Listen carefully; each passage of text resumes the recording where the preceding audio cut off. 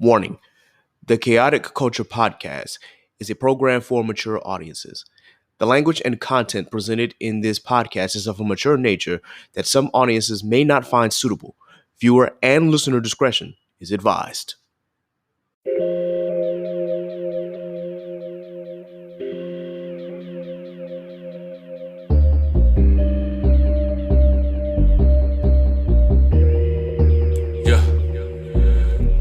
Embrace the culture, blaze the doja, grab your loved ones and bring them closer. Extra, extra, read the poster, the KKP is taking over. Sleeping on me, better smell the Folgers. I've been razor sharp since the Motorola. Off for O, like the cover Oprah. Popping bottles, feet all in the sofa. It's a celebration, though the times is hard. It's raining blessings, give it up to God. Chaotic culture, the greatest pod. With Ked the Pro, the one in charge. But it's a celebration, times is hard. It's raining blessings, give it up to God. Chaotic culture, the greatest pod. With Ked the Pro, the one in charge. We're living in a chaotic culture. We're living in a chaotic culture. We're living in a chaotic culture. We're living in a chaotic culture. Oh, we're living in a chaotic culture. We're living in a chaotic culture. We're living in a chaotic culture. We're living in a chaotic culture. Oh, we're living in a chaotic culture. We're living in a chaotic culture. We're living in a chaotic culture. We're living in a chaotic culture. Oh, we're living in a chaotic culture. We're living in a chaotic culture. We're living in a chaotic culture. We're living in a chaotic culture.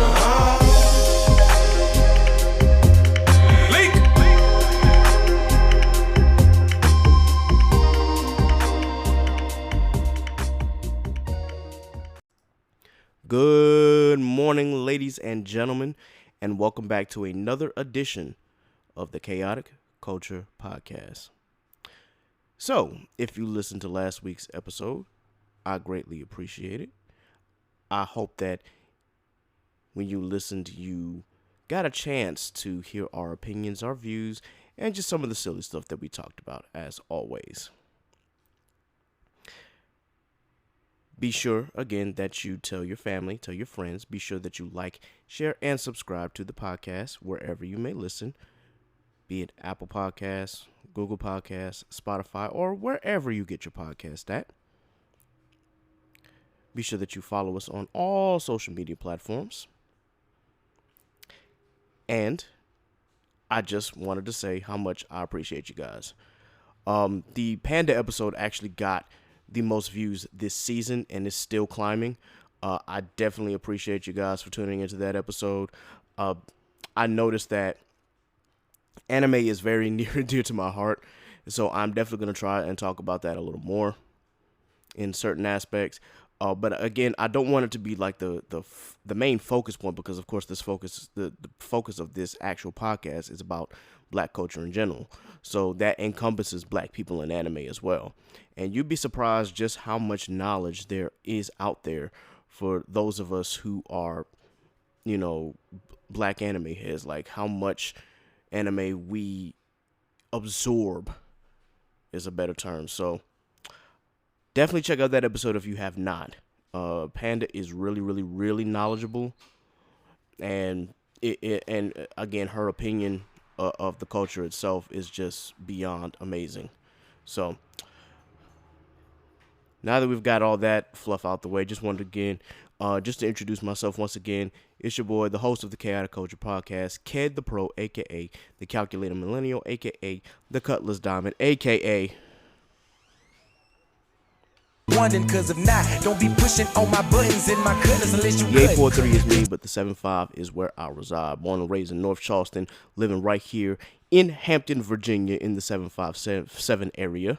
Of course, a two-time graduate of the illustrious Standard of Excellence, Hampton University. Shout out to my HBCU and HBCUs all around America. So this is actually going to be a solo episode. I do not have Law or NASA with me. I definitely just wanted to record an episode solely with me on it, because we got to get some frustrations out. There have been some things that have been happening not only in the culture but just in the political world as well, and it really, really bothered me about what happened these last few days. If you know, you know, but if not, we'll get to it. So just to go over a few things, I first want to do what's called Smash, Pass, or Trash real quick, as well as a few other things to talk about before we get into the meat and potatoes of the subject. So the movie that I actually watched was a movie that came out in 2019, but for whatever reason, I hadn't seen it yet, and it's Godzilla King of Monsters. Now, by the time this episode drops, Godzilla vs. Kong will be out in theaters and on HBO Max. Now, I'm a big kaiju fan. Any kaiju movie, yeah, I'm in there. And granted, were there probably more monsters that in this movie that kind of maybe took away from the story? Maybe. But overall, I give the movie a pass. You know, I can't believe that I'm saying that I enjoyed the 2014 Godzilla more than I enjoyed King of Monsters. I never thought I would actually say that, because seeing Mothra, Rodan, and King Ghidorah was, you know, that really did my heart some joy. But I guess what I was hoping for was that story might be a little later on, because I know King Ghidorah is a very major antagonist towards Godzilla, so I was hoping that maybe they might tell that story a little later. But honestly, if I think I know where Godzilla vs. Kong is going, I can kind of see why they decided to save that. So there's that. If you hear some noise in the background, that's my dryer running. My roommate is washing clothes, so I do apologize about the noise in the background. Unfortunately, I could not find a quieter space to actually record the episode here, because all of my equipment is in my living room, and trying to move that to my room it's a daunting task. So we'll just, for the sake of time being, just bear with the noise in the background. I may try to play some music behind it, so that way you won't be able to hear it as much. I know that Anchor has tools for that, or I may just play one of the tracks that I have saved up in the background, so that way, whatever. But anyway, so a few things have happened in the culture recently. So just to start, apparently Migos beat up Justin LaBoy at the club. Now, who is Justin LaBoy, for those of y'all who don't know? So Justin LaBoy is pretty much, he's a personality. I believe he also does music as well. Don't quote me on that, but he does have a show that he does. And he included Sweetie on that show. At the time, Sweetie was dating Quavo. And I'm not sure if Migos necessarily had a problem with Justin LaBoy for doing that interview or not, because Sweetie was the one who said some comments of, the question was really asked if Sweetie and Quavo would do a threesome, and Sweetie said that she would allow Quavo to pick the guy for their threesome, and it blew everybody back. Now, I can't say that I've heard this interview in its entirety. I don't know what was said that might have caused all three Migos to go off on him for whatever reason, especially considering now that Quavo and Sweetie are no longer together. But that's none of my business. I don't know what happened. There is no real video evidence right now. It's just street talk. So streets is saying that LaBoy got beat up by all three of the Migos. I mean, what really can you say to that other than, apparently they're getting ready to drop Culture 3 as well. I'm not sure when the timeline for that is. I know Migos had been relatively quiet since Culture 2, and a lot of people are starting to say that they're falling off. I don't know. I think all three of them are too talented to just be falling off. Like, they could probably drop an album and interest will pick up quick. It really just depends on how well put together the next album is. If it's a great album, then yeah, Migos haven't fallen off. But if it's, subpar, then probably. It really just depends on how many anthems I think that they can pull off. Culture 2 still ain't seeing Culture. In my opinion, I think Culture is probably their best album.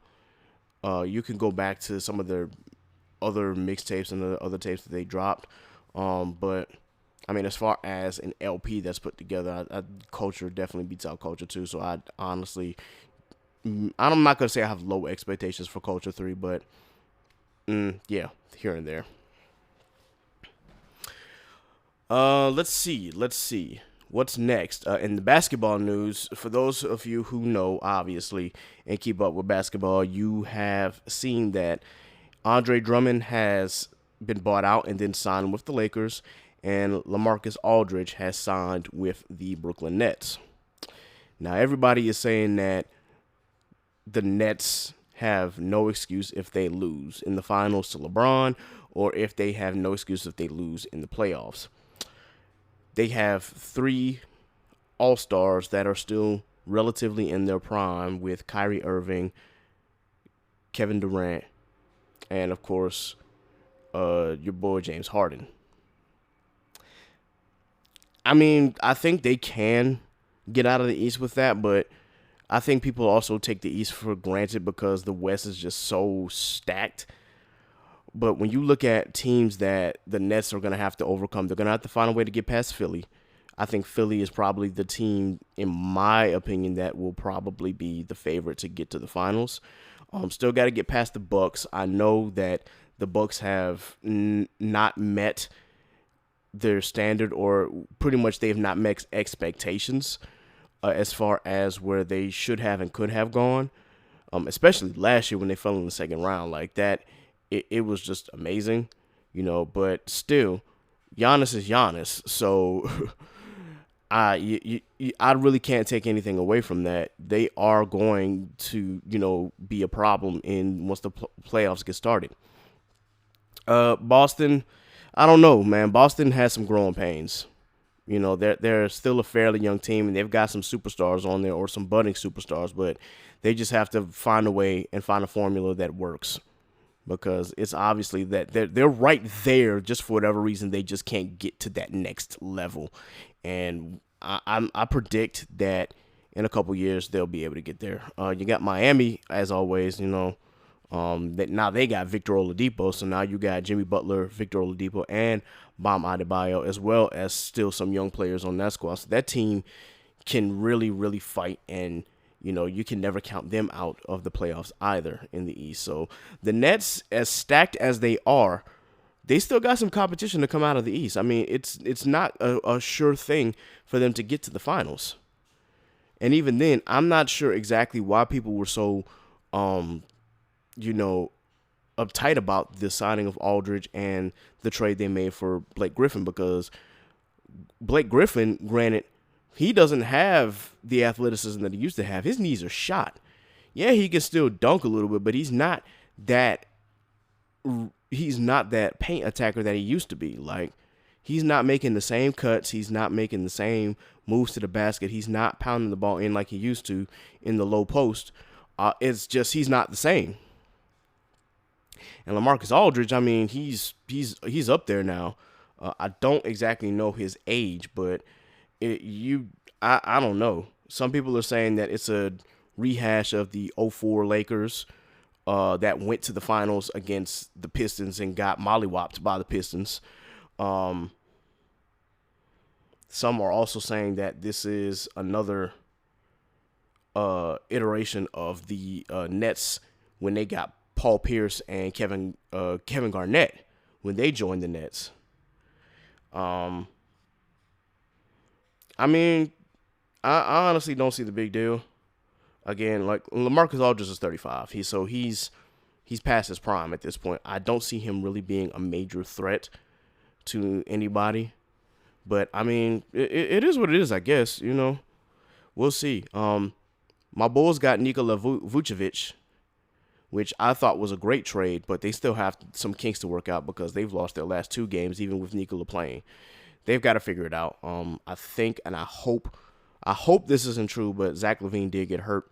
I'm hoping that it's nothing serious because he is the star of that team. So I'm hoping for a speedy recovery. I'm hoping that my Bulls can at least get back into playoff contention. We'll see. I haven't heard anything from the Charlotte Hornets, the home team. Ever since LaMelo went down, it's been quiet on that front. So honestly, who knows? Also, it's not a sure thing that the Lakers are going to get to the finals either. Granted, if LeBron is back to being 100% as well as Anthony Davis, I'm really 60% sure that they can get to the finals.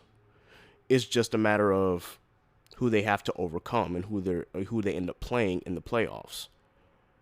Because look, the Suns right now look like an entirely different team than they did last year.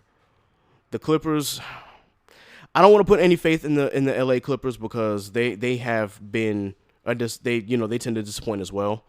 But I mean it is what it is, I guess. We'll see, man. We will see if Kawhi Leonard can pull that team together and if we will actually get a battle for LA in the playoffs. I would love to see that. I wanted to see it in the Western Conference Finals, but the Clippers choked to the Nuggets. Speaking of the Nuggets are also another opponent that they're going to have to overcome. I mean, granted, yeah, the Lakers beat them last year, but they've only gotten better. They finally traded away Gary Harris, so now the focal point can be Joker. Like, Joker, I don't know if I've ever seen a center like that. I lied because, I mean, you got Dirk Nowitzki out there in the past, but when you have such a flexible center who can shoot the three, can get into the paint, and then is such an excellent passer,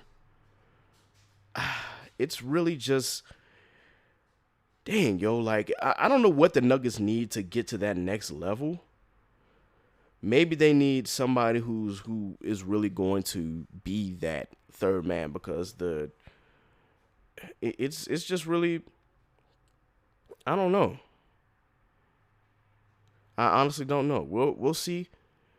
We will see. Maybe Aaron Gordon can be the answer that they need. Because, if for those who didn't know, the Orlando Magic had traded Aaron Gordon to the Nuggets in that trade. So, I mean, we'll see, man. We will see.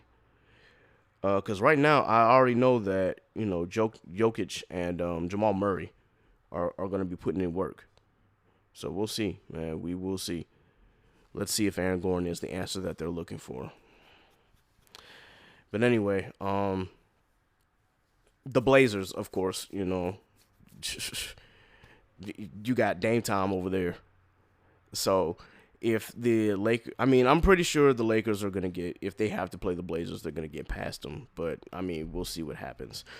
In other news for the Lakers, I did hear that Dennis Schroeder turned down a 4-year extension with the Lakers, and I have no idea why he would do that. I mean, if you're betting on yourself, cool, but, dude, you about to be part of a championship team. Why turn that down? I don't know. Honestly, I wish I could say for certain what his reasoning behind turning down the deal is. Maybe he's trying to get more money. Maybe he's trying to get a longer contract. Maybe he's trying to go somewhere else. I'm always on the player side. I'm never really on the actual NBA side as a company because I'm always going to say, like, what, if the players want more money and whatnot, or if the players, want more freedom to move around and more flexibility, then, hey, I'm always going to be behind the players 100%. I just don't know exactly what Dennis Schroeder's motive is. Like, what exactly are you looking for? I don't know. I honestly don't know. But that time will come, I suppose.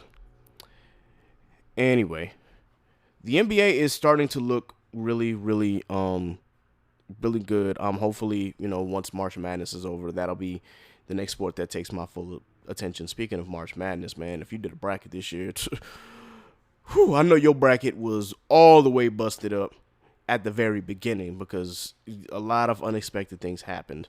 But this past Monday, I just saw that, Houston got to the Final Four. And then, if I'm not mistaken, Baylor beat Arkansas. And they got to the Final Four. Now there are going to be 2 more matchups in the Elite Eight. But by the time this episode drops, those 2 winners will have already been chosen. But I'm looking forward to this week's Final Four. I'm impressed because I know Baylor had not been to a Final Four since like 1950. Sheesh, man. Like 1950? Bro, that's... I think... My parents weren't even born. Like, they were born 3 years later. 1950. Goodness gracious. That's a long time for you to find, the last time you made it to the Final Four. I know that Houston hadn't been in the Final Four in a long time as well. And granted, Oregon State brought fury against them in last night's game. But when it came down to the stretch, they were just making too many turnovers, man. Too many turnovers, too many lost handles. They lost a jump ball at one point. Houston really did clamp down on defense, so more power to them. But yeah, today we're going to see Michigan and UCLA, which that should be an interesting matchup. I do kind of want Michigan to win this one, only because Juwan Howard. but that would be a very interesting matchup because I think UCLA blew all expectations out the water as well.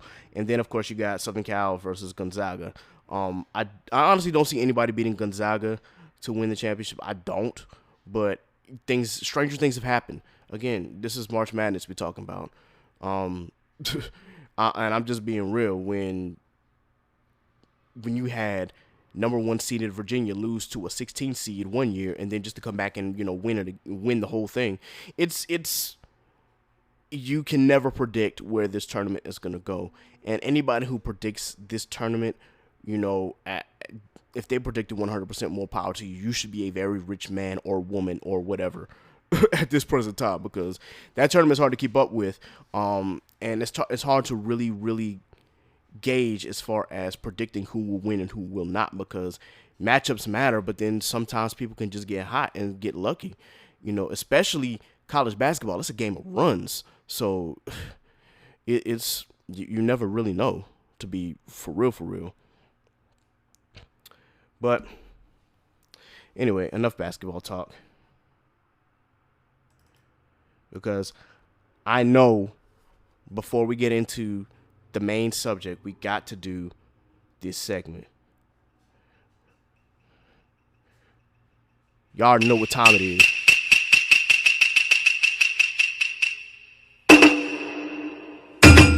Anime segment. So, I'm going to quickly discuss any anime that I have read and or watched. And with that, I'll go into some of the manga that I have read. If you have not read Kaiju number 8, definitely check that out. It is a good mix of comedy and action. I think you'll love that shonen. Like, honestly, I didn't know what to expect when I started reading it, but I love it. I absolutely love it. And I don't know if that's a poor opinion or not or whatnot. I can't tell if it's a good take or not, because I'm not exactly sure what the opinion of it is. But honestly, yeah, go read it. Black Clover. I have a love-hate relationship with Black Clover. It's the same thing with Fairy Tail. Like, I have a love-hate relationship with that anime. And it's the same thing with Black Clover. I haven't been watching lately. I've just been reading. And it's like Black Clover has not really been keeping me as engaged as it used to. It's like I kind of know when the twists and turns are going to happen. It's falling into this line of predictability that does not suit well with me. I would, I'm not saying that the anime has to turn into Shingeki no Kyojin or Attack on Titan with all of its twists and turns and different sides of the story, but still, it's just falling into a relative line of predictability in shonen that I was hoping it would not fall into, but it has. And granted, I'm not going to quit reading it because I don't ever quit, especially if it's at least semi-decent. I'm still going to, continue reading it, but it's not, I'm not going to be hype about it. Like, oh, new Black Clover chapter out. Let's go read it. I got to read it. I'm not hype about it. I'm just not. I mean, you take that as you will. It's a very overrated anime and a very overrated show. I still like it. It's still entertaining. But is it on the level of, like, greatest anime ever? Hell no. But I'm just talking. I have finished catching up to Jujutsu Kaisen. So this past weekend, Jujutsu Kaisen just aired its season finale. And yeah, I couldn't wait to read. So what I did was, even before the season ended, I decided that I was going to read. And boy, when I got to the Shibuya incident,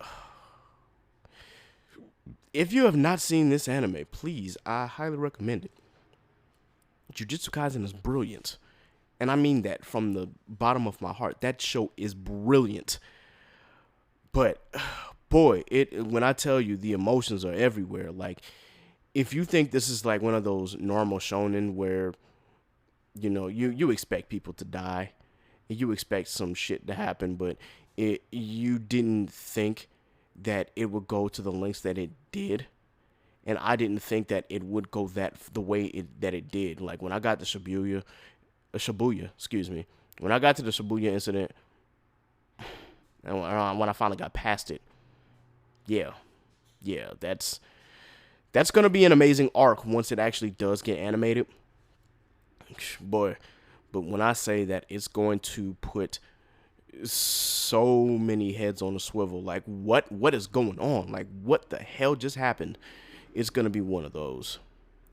Attack on Titan, the anime itself, just aired the part 1 season finale, and then part 2 is gonna come back this upcoming winter. So part 2 of the season 4, which is gonna be the final season, I'm looking forward to it. Attack on Titan might just be one of the greatest short animes, if not the greatest short anime ever. I mean, and some people might say, you know, Fullmetal Alchemist Brotherhood might be up there. I mean, and it's up there. I love FMAB. Unlike some people that I've talked to, I love FMAB, but it's not seeing Attack on Titan. It's just not. AOT just really might be that anime, that short anime that has really just, it's just so many twists and turns, so many unexpected routes that it went, just so many surprises and so many like heart pulls that it's just like, wow, dude, like, yo, this anime is great. So definitely check that out. For those of us who are manga readers, of course, we're waiting for the final chapter of Attack on Titan or Shingeki no Kyojin to drop April. So I'm pretty sure it's going to be dropping soon after this episode drops. I am looking forward to that. I'm going to be kind of sad, though, because now I got to find another manga to read. We'll see what happens. In my latest One Piece journey, I'm still in the beginning stages. Because I've been reading all the other manga and whatnot. I have finally got to where they just met Usopp. That tells you how far behind I am, and I've got such a long way to go in order to actually catch up with One Piece. I mean, we talking, I'm in the 20s as far as chapters, and this manga has over 1,000 chapters. So there's that. That Time I Got Reincarnated as a Slime just aired its season finale today. So I've just read the chapter today as well. The chapter 82, I believe, just dropped today. No, it dropped 6 days ago, excuse me. So I finally caught up to that. I can't wait till that gets animated, but it's going to be a while. I'm pretty sure it'll be back next year for season 3. By that time, we will have gotten an updated arc. Hopefully. I just really can't wait to see what Rimuru does next now that he's a demon lord. On both the anime side and the manga side, I really am just looking forward to that. Some other anime that I've been watching. So those of you, again, know I'm doing the Watcher 100 Anime Challenge. I'm trying to finish up the Ancient Magus Bride. That thing is such... It's a good story, but I think... I don't know. It just seems very, very, very slow-paced. For something that's supposed to be only 24, 25 episodes, like, it's just, it can be a bit of a drag to get through. We'll see. ReZero is such a great fucking story, excuse my language. ReZero is just, there's a lot going on, and honestly, I will say that Subaru has some of the best character development that I've seen in a main character in a while. Like, you can tell that he's growing into his role. There are still some things that, you know, kind of bother me about his character, but I think that as far as that anime is concerned, it really is a great anime. Still on the Fate series, I just got to chapter 2 of Fate Grand Order Absolute Demonic Babylonia, I believe. And I might have just messed up that entire title. I know the title, but it's just like, dang, yo. But yeah, that's kind of how much I care Again, if you've seen One Fate, you've seen them all, but I do want to at least watch it. I'm still holding off on The Promised Neverland, only because from what people have told me, season 2 is trash, and because they skipped a whole lot of arcs, and then on top of that, the manga has kind of it's hit or miss now. I'm still gonna read it. I am still gonna read it, and it's just gonna be one of those things where I'll have to I'll just have to stay consistent with it. But I'm definitely going to read it. I have not given up on that, so we'll see where that goes. I think that's it as far as manga and anime I have been watching and reading as of late. I'm definitely gonna get into some more, obviously. Oh, and I finished Be the Beginning Part 2, so I did finish season 2 of that. That one's a short season. That's only 6 episodes. It does kind of leave on a cliffhanger. We'll see where that goes. But yeah, I'm gonna take a quick break, so that way we can get into the actual topic that I want to talk about today. And yeah, needless to say, I'm still pissed off at this. And any black person who is, who believes in their voting rights would absolutely be pissed at this situation that's happening in Georgia. But yeah, I got to get my mind prepared for that. Don't move. I'll be right back.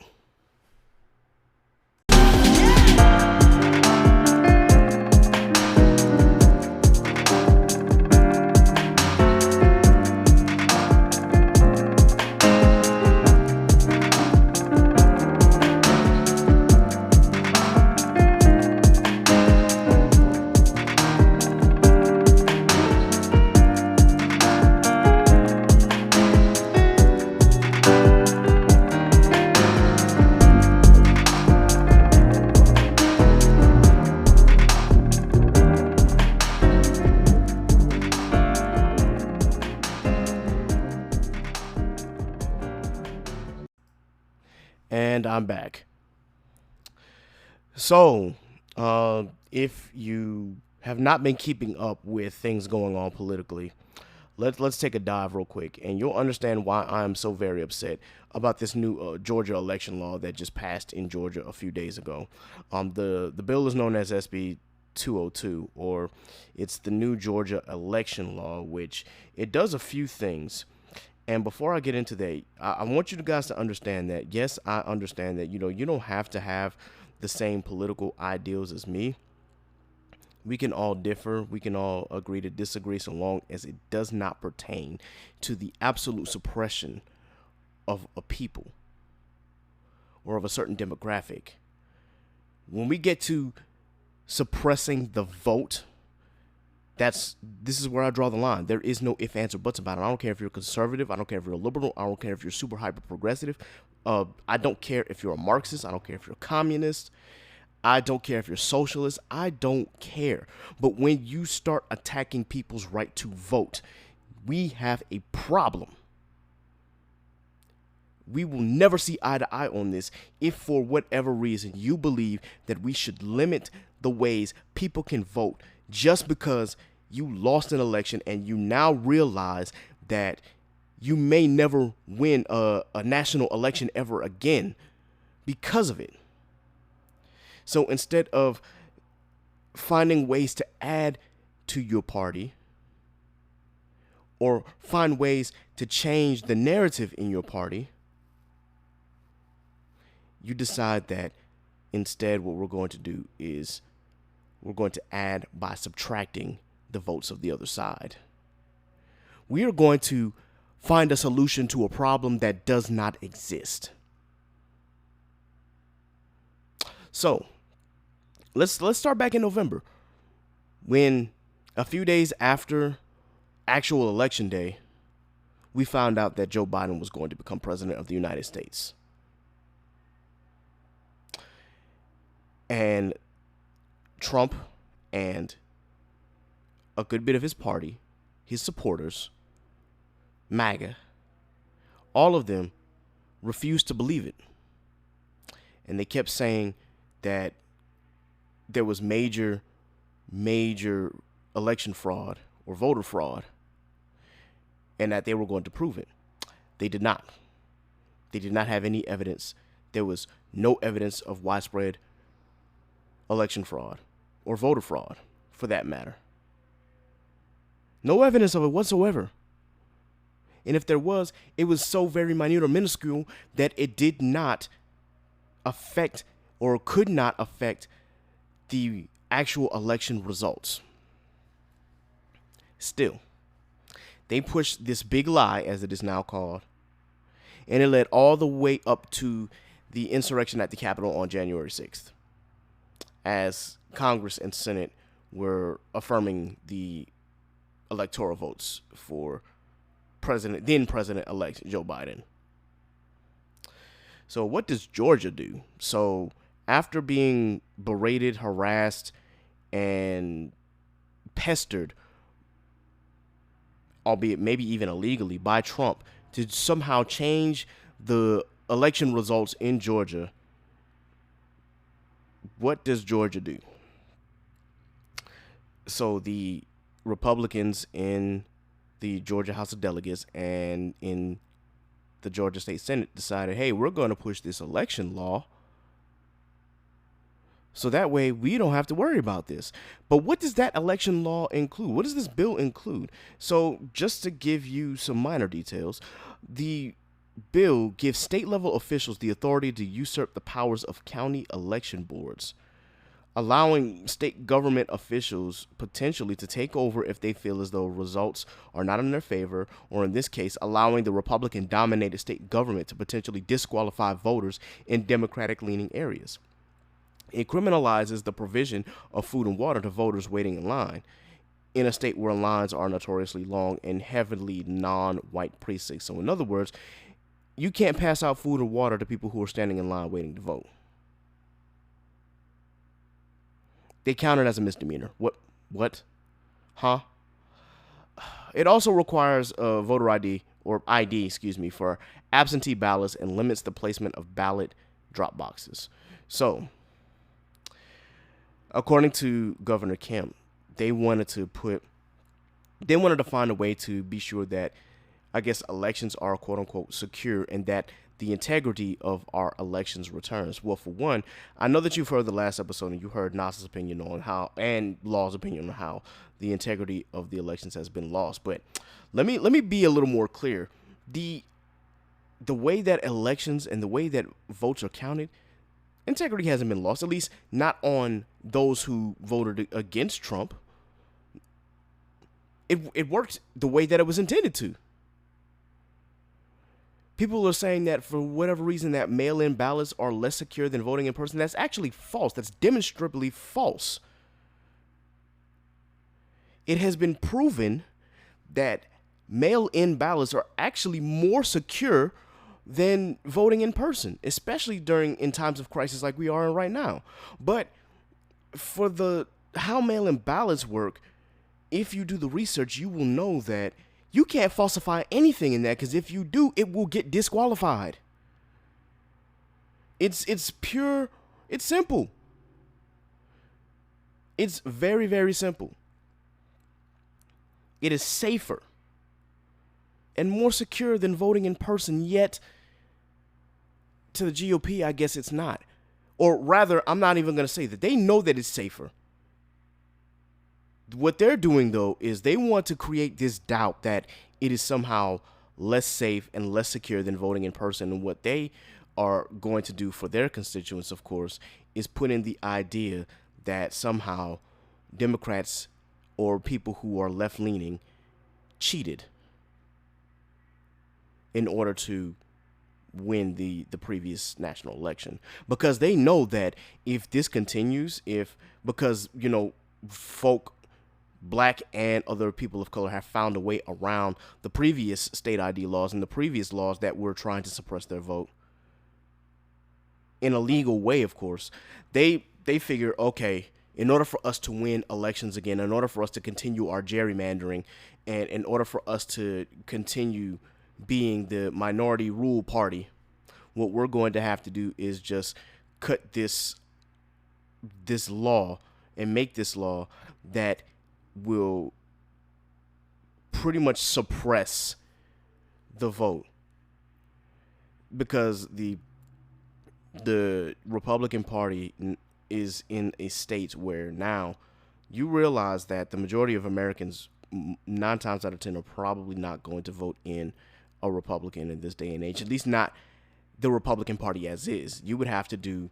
an entire 180 to change, the way people look at you at this point. It's, at least from the voter standpoint, when you're looking at the way that the GOP runs now, nobody wants to vote for them, at least not on a national stage. Yeah, I mean, it varies state by state, but from a national standpoint, the way that the GOP is set up, it's really hard to imagine that the Republicans will ever win the presidency ever again unless they, somehow find a way to use the Electoral College to their advantage. But to say that this law is somehow going to make integrity come back to our election process is antithetical. Because all it's going to do is it's going to make people even more, it's going to make them upset, one, for those who now I have to do this extra stuff when I was already doing extra stuff anyway to try and get registered to vote and to, actually go out and vote. Now you're putting in extra stipulations for me to overcome just so that I can have my vote counted. Sounds a lot like those ID tests and those literacy tests that they used to give during Jim Crow. That's what it sounds like. It sounds like you got to provide this, and this, and then at the end of it all, if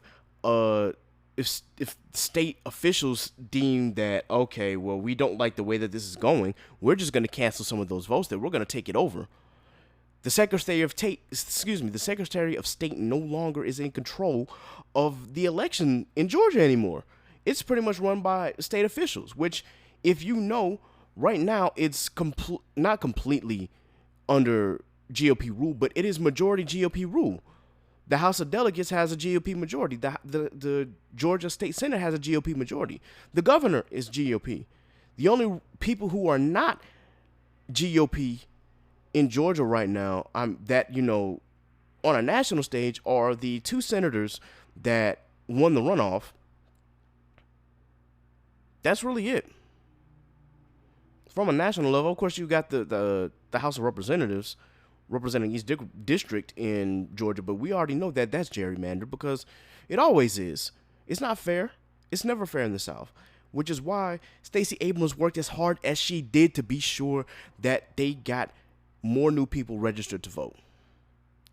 This bill also changes the runoff laws.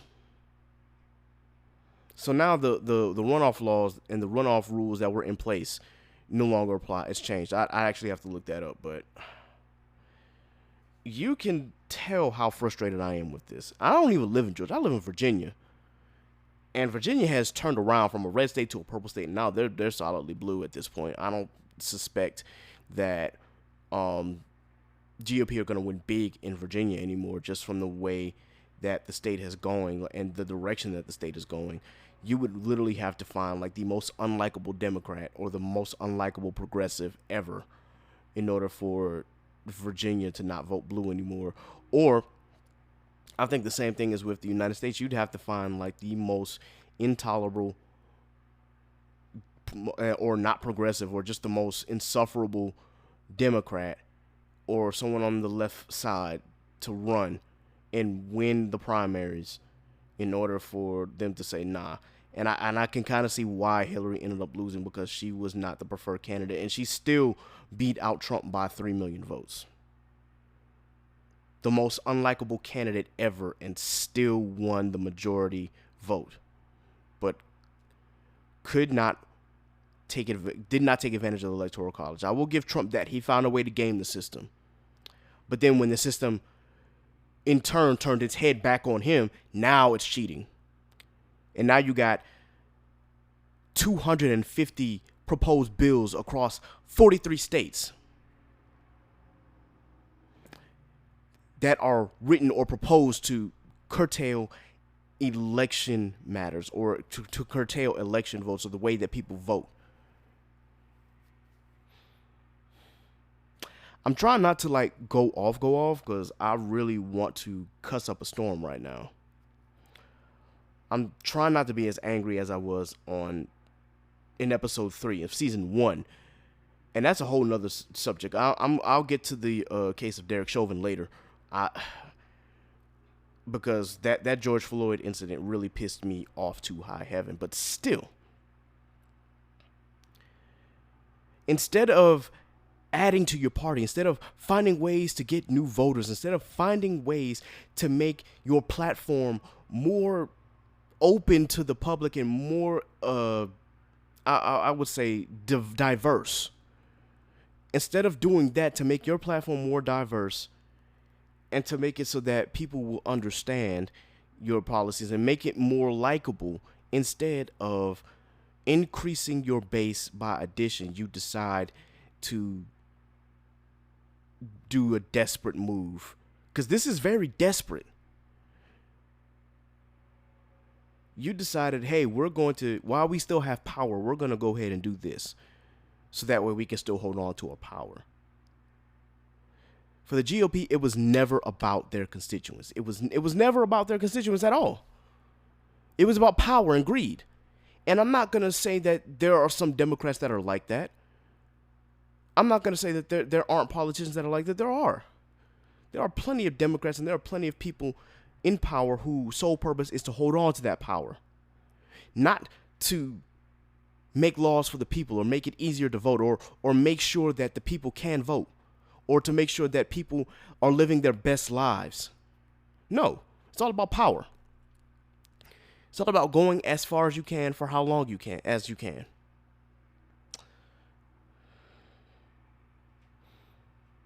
And it's so frustrating to be black in America and to see this happen in Georgia. I'm gonna say this, I had plans and I have dreams of even moving to Georgia, but and even sometimes I'm just so flustered, because it's like, why? Don't answer that. I know why they did it, because we already know what it is. We already know what time it is. They know what the majority of black people will vote. They know what a good majority of the Hispanic vote will go to. And they know that college-educated whites and whites who have at least some form of common sense, they know where they're going to vote. So what do? Suppress. Let's continue to suppress the vote. Let's make sure that these people are discouraged from ever voting. Let's make it harder for them. Well, we believe they cheated. Well, how do you know they cheated? Do you have the proof? No, but we know that it's not fair to us. Well, why is it not fair to you guys? Because you lost? Why is it that, when we lose, or when Democrats, or when those who are progressive candidates, when they lose, it's all about following the laws and following protocols, but then when you lose, now you want to change stuff and make it harder? Why is that? Again, you don't have to answer that question. I know it's very rhetorical for those of you who are listening. Because we know what the answer is. I think that Joe Biden, and I think others, had it right. This is Jim Crow 2.0. The GOP decided we're going to go back to the dark ages. We're going to go backwards in regards to civil rights.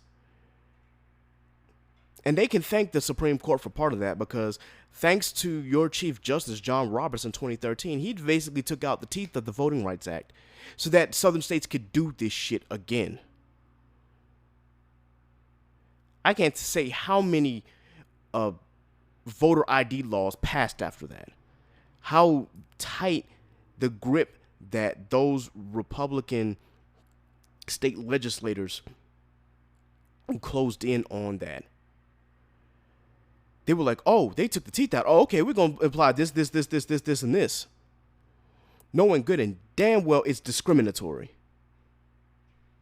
Knowing good and damn well that some of the poorest people, and I really don't mean to say that, but there's knowing good and damn well that some of the poorest people are people of color.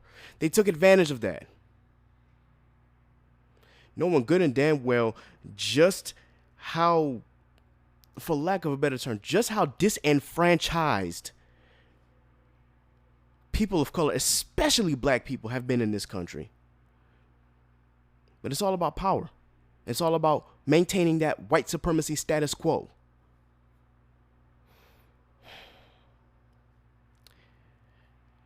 I really hope that the For the People Act in Congress actually passes. I hope that the Senate finds a way to do this because we need it.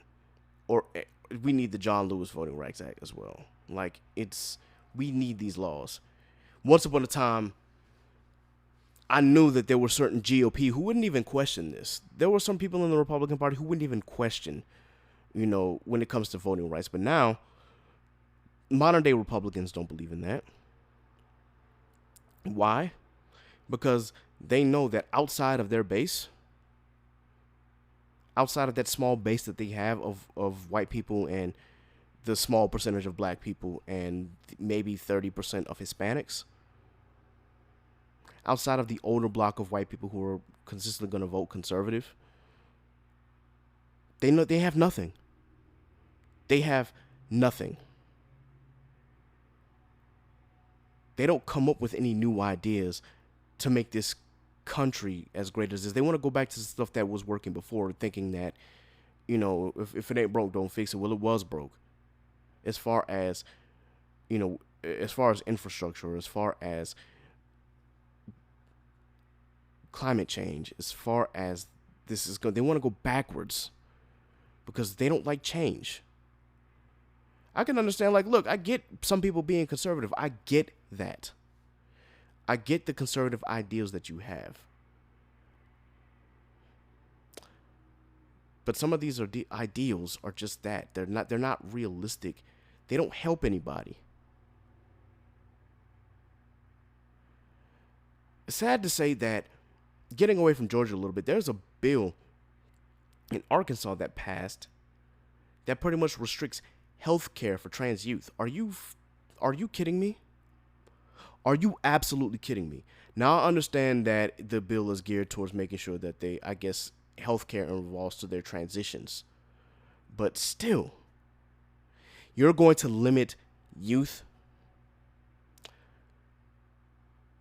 You're going to limit their access to healthcare just because they are who they are. Is that what we've come to? And somehow you want to make this biblical? Wait. Let's not involve my Lord and Savior into this. Because we can have that conversation. But what I just don't understand is why are we attacking children? Why are we attacking their health care? That's another topic. And I know that you got people like Mitch McConnell who wants to hold on to the filibuster, as well as, unfortunately, Democratic Senator Joe Manchin. They want to hold on to the filibuster and shit like that. But the reason why the filibuster is even in question is because of laws like in Georgia. Because we can't get a good standardized Voting Rights Act bill passed because too many Republicans, for whatever reason, they just don't want to help out people of color or black people.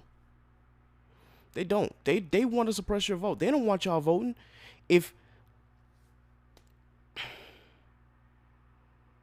I just don't get it. I get it. No. Let me rephrase that. I get it. I know why they're doing it. To see the amount of hate pour out of a certain block of people just so that they can have their way and just so that they can be in charge. It's sickening. So all I can really say is it's sickening. Honestly, I'm trying to find the right words to say because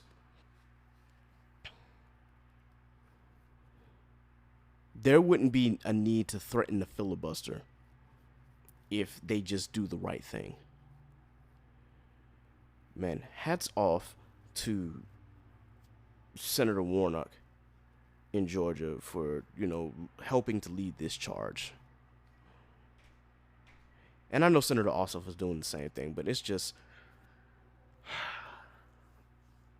it's so frustrating. It is so frustrating. And again, I don't even live in Georgia. I stay in VA. I'm from South Carolina, though, so I know all about this shit. I can't tell you how many times South Carolina done changed their laws just so that they can hold on to power. The voter suppression game is real. There should be no reason why people want to restrict people's votes. Just because a certain block of voters think that the integrity in the election has been damaged. You can literally go online and see why mail-in ballots are actually more secure, but you want to take away those ballot drop boxes in certain areas because you know that black people vote out in droves. So instead, you're going to make it harder for them to vote. You know that in Democratic leaning districts, and that the lines are already historically long anyway, so we're just going to make it harder for them by not only eliminating the ballot drop boxes, but now they can't even get food or water. Like, you can't hand them out to people in line, which means that if people get hungry and they're in a long line, that means that if they leave to go and get food, they may not be able to come back and vote. They might miss their deadline. They might miss the deadline to be in line to vote. They knew exactly what the hell they were doing.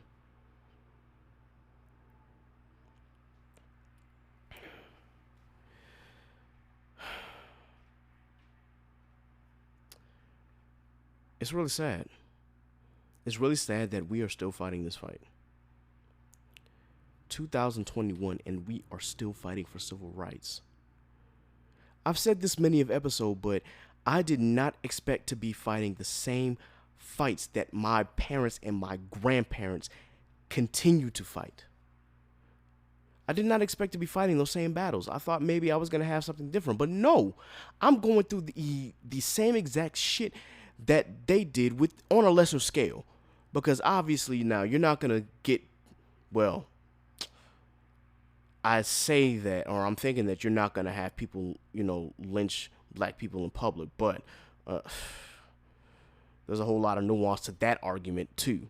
So for the sake of time, I'm not going to dive into that, but still, it's just really, really sad to see. So I'm hoping that the Congress, well, I know Congress has already passed it, so I should say I hope that the Senate is able to get this bill through and they're able to convince Republicans to vote on this thing. I know they won't, though. There might be some who might flip over, but according to the rules now, they still need 2/3 of the vote, at least for things like this. And now Mitch McConnell saying if you get rid of the filibuster, it's going to be scorched earth when they take over again. Well, excuse me, I think it was already scorched earth. I think we've already reached that point before Trump was even in office. I think y'all decided to do a scorched earth political battle when Barack Obama was still the president. Y'all have already had that made up in your mind. So now that you're threatening this, that doesn't mean shit.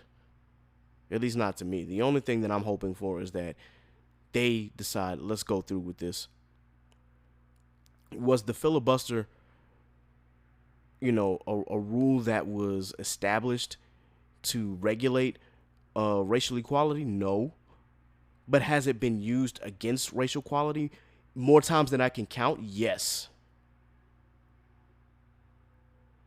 Civil rights law in the 1870s. Hell, even the civil rights laws in the 1950s and 60s. The filibuster's stupid. And my mom asked this question so that way we could ask it on the pod, but I'm probably going to wait so that way I can get Law and Nas's opinion. Hopefully, we'll be able to come up with a better answer. But if you're wondering what I think about the filibuster now, it's stupid. There might be some things that it's useful for, but in all honesty, what good is it for? And it's been used against black people in this country so often and so many times. It just...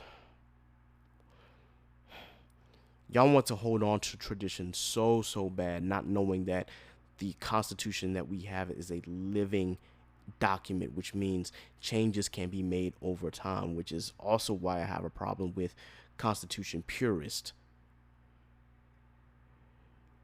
It's like they think that it's the most perfect document and that no changes need to be made, or that if changes would have been made, they would have been made already. Well, that's why we have 27 amendments. Because the document has the room and the flexibility to be changed with the changing times. That's what the founding fathers intended.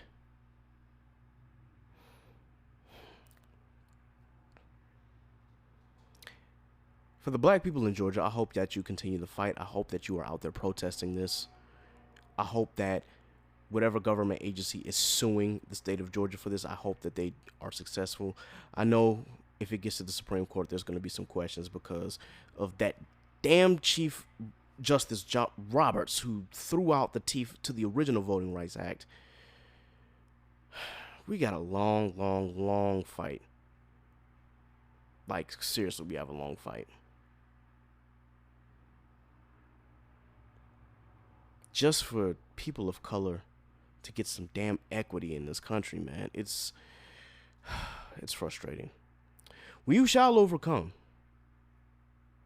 We will get through this. And the evil will not succeed. But anyway, I think it's about time that I wrap up this conversation, guys. I've been going at it for a while. So that being said, once again, be sure that you like, share, and subscribe to the podcast. Be sure that you go give us a like and a follow on Facebook at Chaotic Culture Podcast.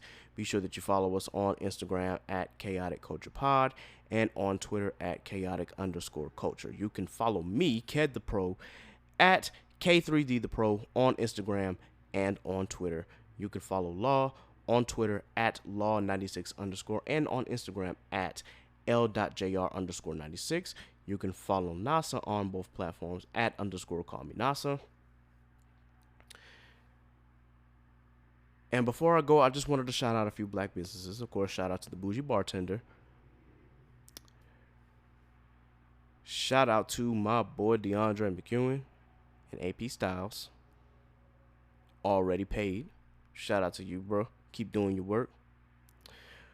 Shout out to the session with Trey and Jay, or the session 757, aka my boy Trey just got approved for his doctoral program, so hats off to the brother, man. I hope that he goes far with that, and I hope that he is able to be a success story. That man has come a long way, so shout out to Trey, bro. Real talk, respect, 100. To the Black Podcast, of course, shout out to Black Anime. Shout out to Blanime Podcast. Shout out to the Worst Gen Pod, or Worst Generation Podcast for the actual name. Shout out to everybody involved with those podcasts. Shout out to Mike Check Waifu. Shout out to Spicy Lady. Let's see. I think I'm trying to think of any more black businesses that I'm thinking of. Shout out to Elevation A Higher Standard. To my girl Maya Butler, keep doing your thing. She's putting out some more gear and some more paraphernalia for HBCUs, so be sure that you check that out. Shout out to Teach, Hustle, and Inspire by Dr. Sean Woodley. Continue to inspire the masses, make teaching cool, and make teaching great. And I think that's all the shout outs that I've had for at least today. Anyway, guys, just be sure that you continue to tune in to the Chaotic Culture Podcast. If you haven't seen any of the previous episodes, I highly recommend that you go back and listen for your listening pleasure. And thank you once again for tuning in to the very first solo episode that we had for season 2. I did a couple back in season 1, but this is the first one that I'm doing for season 2. So, you know, sometimes I just have to get my thoughts out because, boy, if only y'all understood the way that my mind works and how fast it moves. Sometimes I have to tell myself to slow down just because of the way that it's going and how fast it's going and how fast I'm moving. And it really, really, really, really, really is a bad habit that I just have to kick. I have to just be sure that I can slow down so that way my mouth and my brain don't that they're coinciding with each other and that one is not going faster than the other, because sometimes, you know, my mouth moves faster than my mind, and, you know, slip-ups happen. But regardless, do your part. Please continue this fight. Stop Asian hate. Please. Especially my black folk. Like, you know what this is like when you are marginalized. Stop attacking Asians. Do not let right-wing rhetoric get into your mind to where now you're attacking another group of people, especially another group of marginalized people. Why is it that, and I know I'm going to get in the episode, I promise you, but still, it just bothers me to no end that I'm seeing a lot of black people attacking Asians. Now, granted, I said this in the previous episode. I don't like the way the media has compelled us to help out another marginalized group. I can't stand that. But there's no room for us to participate in the discrimination and the hatred towards Asian people because of this virus that's out there. There's no room for that. And if you are a black person who's doing this along with these other right-wing people, you can kiss the blackest part of my ass. Full stop. Like, nah. I don't tolerate that shit here. Not at all. So I will continuously scream, stop Asian hate, until we can get together and that we can all cohabitate this beautiful planet in this beautiful country. But until then, we're going to continue this fight. So, Black Lives Matter, especially with the case of Derek Chauvin going on right now. We're hoping that justice will be served, and I'm really hoping that his family can live in peace from this point forward. We'll see how that goes, but y'all know how this U.S. justice system works, so I'm optimistically cautious about this, but we'll see where it goes. All right, guys, I've held y'all up long enough, but thank you again for joining me for the Chaotic Culture Podcast. Be blessed, be safe. God is love. Deuces.